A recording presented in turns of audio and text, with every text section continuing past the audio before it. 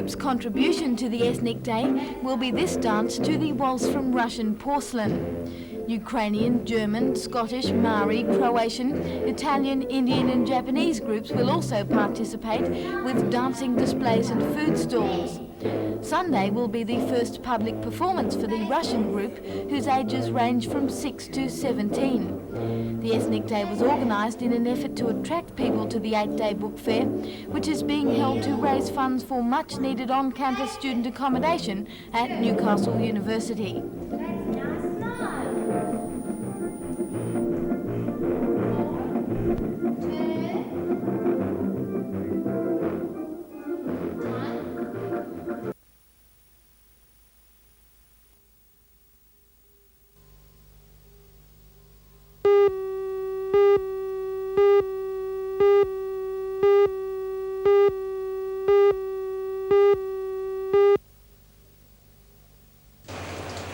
Professor Botcher gave evidence in the Chamberlain's defence at the murder trial in a bid to refute evidence given by the Crown's forensic biologist, Mrs. Joy Cool.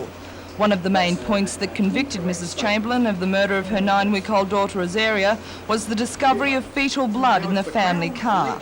But Professor Botcher says his trip to West Germany has backed up his testimony that the test to prove the presence of fetal blood in the car was extremely suspect.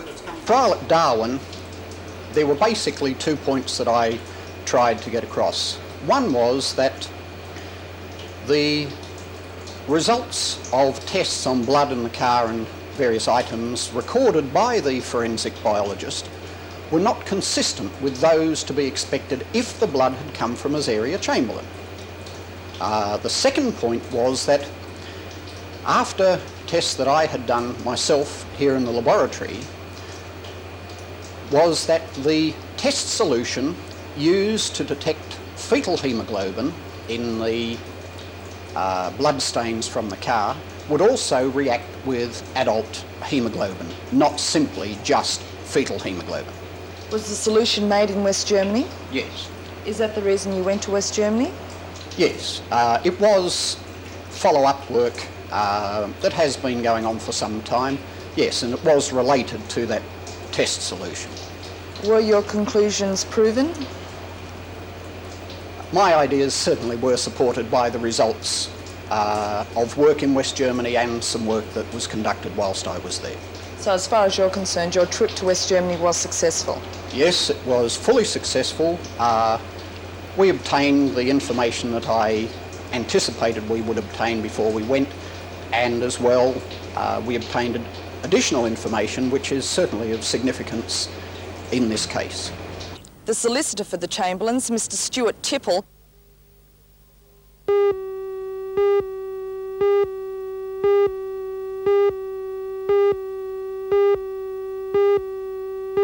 Chief Executive, Mr. Rod Hartley, is expected in Maitland tomorrow to talk first with local politicians, then the Rutherford staff, and later with the media. The message he will bring has been evident. Then with the Rutherford staff, and later with the media. The message he will bring has been evident for some time. Severe overcapacity in Bradmill's Australian operation has created a need for savage pruning. It's believed that the company has decided to concentrate its operations in the southern states, and that machinery from Rutherford will be moved to Tasmania and South Australia. That means part of the Bradmill plant at Katara is also in doubt. Katara has 2 mills, one producing fine yarn for the open market and the other coarse yarn for Rutherford. It's not yet clear whether this part of the Katara operation will be severed. Work is expected to continue at Rutherford for a while, but will peter out by October, when all existing orders will be filled.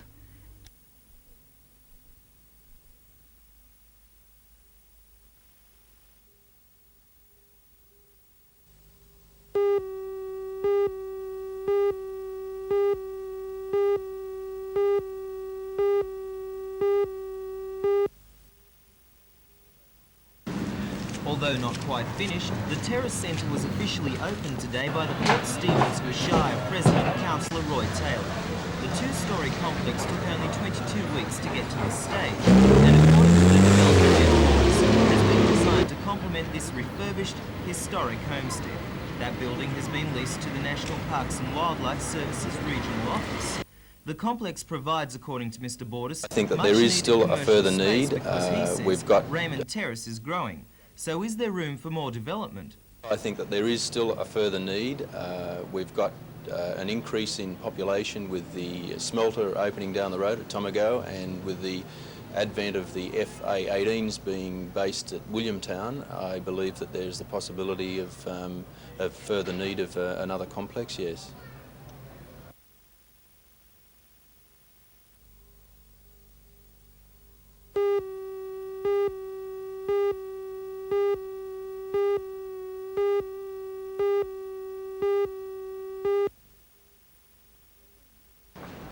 Every winter it's the same. Hundreds of people are confined to their beds because of the flu. The Philippines flu, however, is a new strain with symptoms that are more severe. Most people need at least 45 days in bed to recover. It's a mutation of the 1968 Hong Kong flu and a virus that most people have little resistance to. Although an epidemic hasn't been declared in the Hunter, the new flu is already taking its toll in the workplace. Absenteeism is estimated at 8%, almost double the usual rate. And at the Royal Newcastle Hospital, doctors are treating about 30 flu patients a day, according to the casualty supervisor, Dr. Theroux. I don't think we have an epidemic of flu in Newcastle or Hunter Valley at this time, but we could. It's very difficult to say at this time, but only time will tell us. What sort of people are particularly susceptible to the flu? The aged people, the elderly, and the young children. Patients who are suffering from chronic bronchitis and emphysema and cardiac failure are certainly more susceptible than others. To avoid catching the Philippines flu, people are urged to stay warm and dry, to eat well, to avoid drinking and smoking, and to stay clear of people they believe are infected.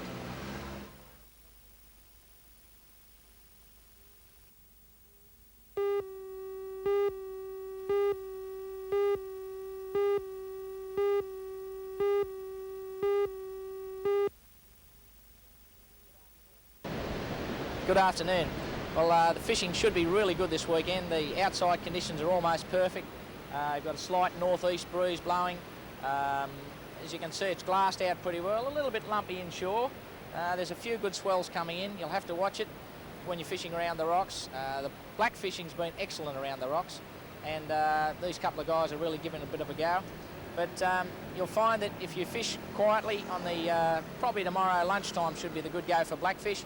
You've got a making tide with a run back in the afternoon, and outside I would suggest if you slipped out in the morning, provided we don't get the unforeseen blow up tonight, in the morning should be good. There's heaps and heaps of fish outside.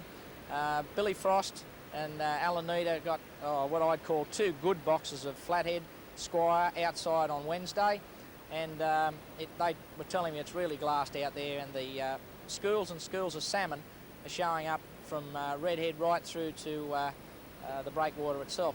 I would suggest off the breakwater could even be a go in the morning. You might even pick a few good salmon up there.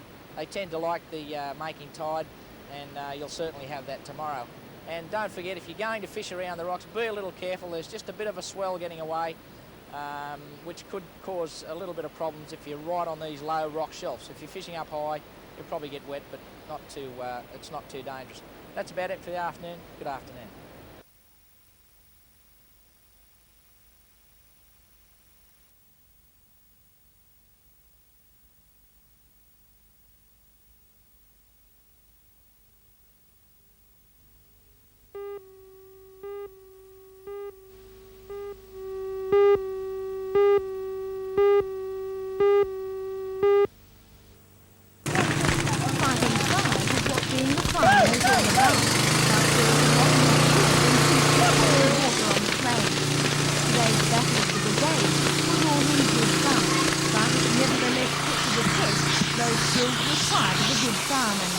Speed, efficiency and a sense of urgency. Contest included a high-speed ladder drill, a 2-man hose target drill and a combined bushfire fighting event. The defending champions, Morisset and Wakefield, certainly came up against some fierce competition. 7 visiting brigades came from as far afield as Sydney and Port Stephens to participate. Of course, all these voluntary brigades were out to win, but victory certainly wasn't their main aim. The purpose of the day was to demonstrate to the public just what the work of a fireman entails, and of course to reassure people that in the event of a fire, they will be in good hands.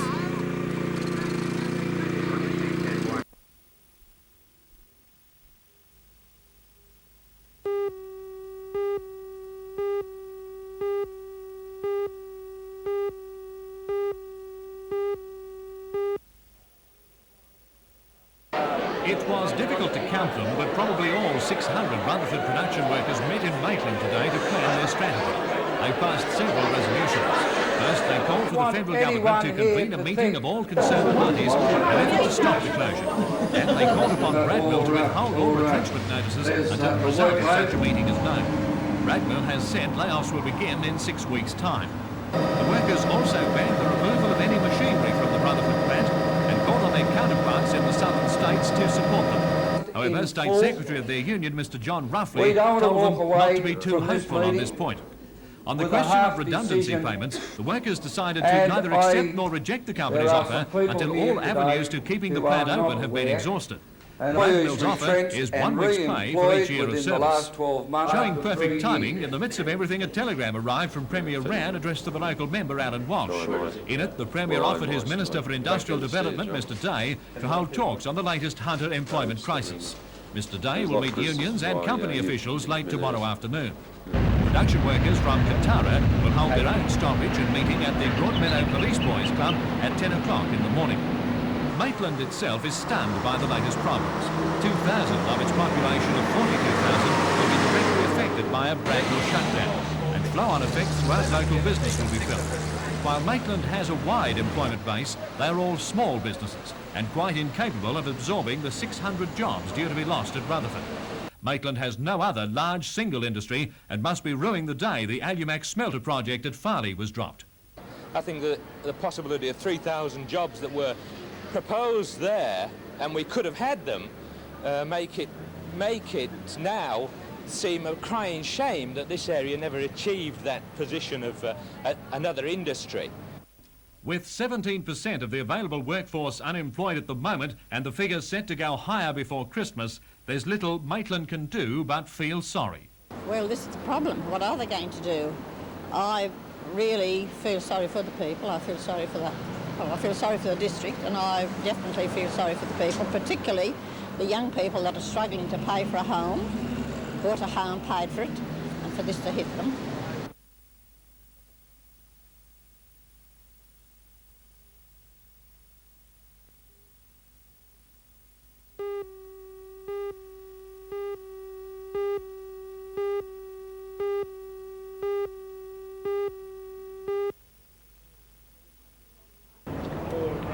Year-old Margaret Burton and 39-year-old Ronald Burke appeared before Magistrate Mr Kelvin Clark.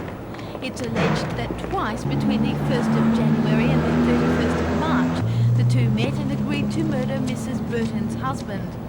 The court was told that on one occasion, Mr Burton was drugged with Mogadon while the defendants discussed killing him with a hammer. It's alleged they planned to dump the body at Ash Island near Hexham.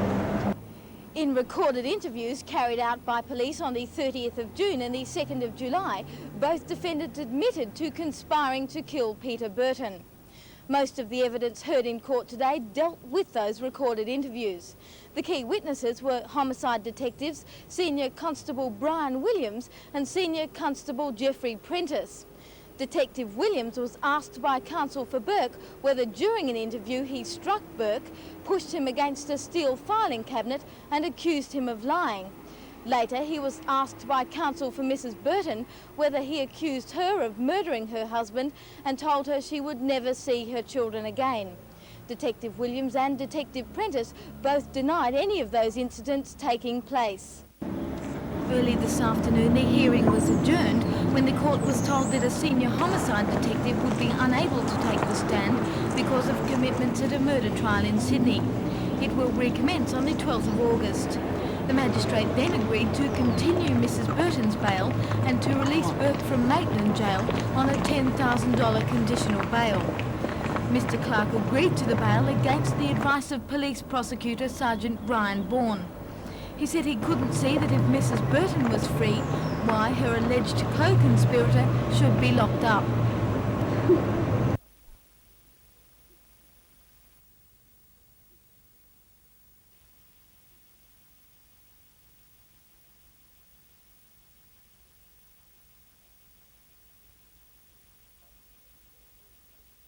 I've just had very frank talks with the management, and we've put several propositions to them, all of which drew the response that it wouldn't alter the decision that's been taken.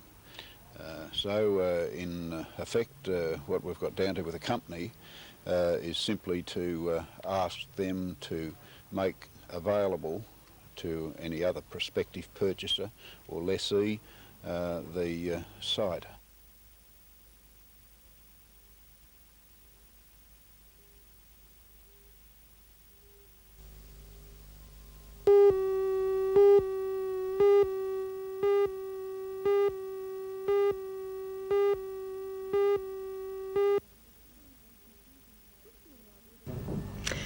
Christy in Love is a chilling and confronting play that questions conventional definitions of love. For mass murderer John Reginald Christie, the act of love was inseparable from death, which made him in most people's eyes some kind of monster. But in Howard Brenton's play, Christie isn't a monster, much to the disappointment of the investigating police, who would rather like to think Christie has fangs. Instead, Christie is a sad and nondescript little man who is unable to keep his passions within the boundaries that society that's makes. ridiculous, isn't it? The play deliberately makes the policemen, who are society's representatives, unimaginative and conventional. 3 weeks behind. Christie as some sort of pervert, their own perverted views of sexuality come out in the filthy after you minutes left they Wellington recite. Place, But then, of course, I suppose that's and before Constable Thomas picked you up on the embankment at 2 o'clock in the morning, the the landlord came round and found not only that you owed 2 weeks, but that you had sublet the flat for the sum of £7.10 in advance. Barney Langford Sublet illegally. a rather sympathetic and gripping performance as Christie. No, I'm not criticising you, And Reg. Rod Brooks and Michael Foster making their very cardboard cutout policemen But you're sound no all too big-time owner of believable. property. This is a very tough little play, which some people will find offensive because of its strong language and its subject matter.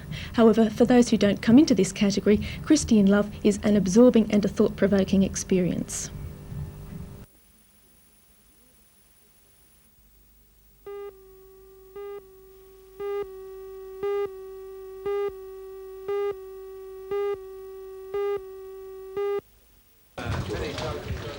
Second-year architectural students at Newcastle University were confronted with a problem: to design a water tower for the scenic lookout at Bar Beach.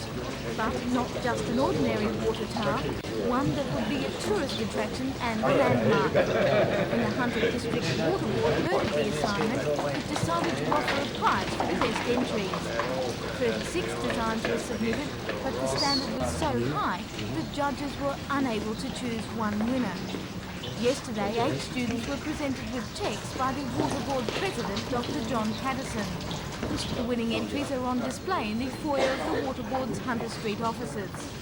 Each combines the functional water tower with a restaurant and lookout, but that is where the similarities end. The designs range from the futuristic to the rather quaint, and while some students made a feature of the water storage tank, others endeavoured to conceal it. Announcing the winners, Dr. Patterson said all that's needed now is someone with enough money to make one of the concepts a reality.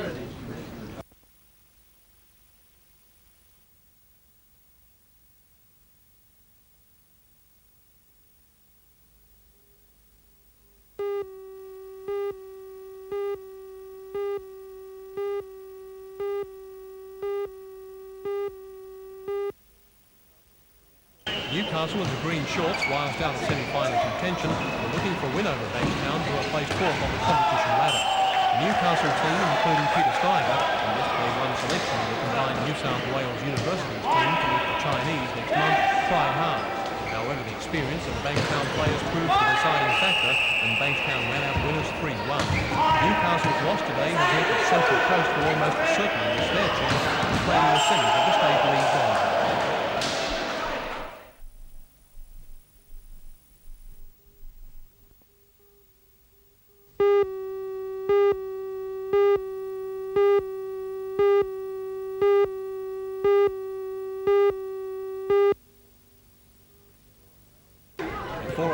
well over 2,000, KB seemed to lack the commitment necessary to win today's match. In the first half, South Melbourne was more aggressive than Newcastle and made fewer mistakes. KB's cause wasn't helped any when midway through the half, the experienced Ralph Meyer was involved in a clash and had to leave the field with a gash to the head. He was replaced by Bernard Kirby. In the second half, Newcastle were still unable to commit themselves totally to the job and paid dearly for it midway through the half, and South Melbourne's Oscar Quino slammed home the winning goal. KB had their chances and admittedly were unlucky on several occasions, but it was South Melbourne's day. For Newcastle's David Jones, his 100th game for KB could have been better, and for coach Ken Kaiser, the job lies ahead of getting his Chargers back on the rails.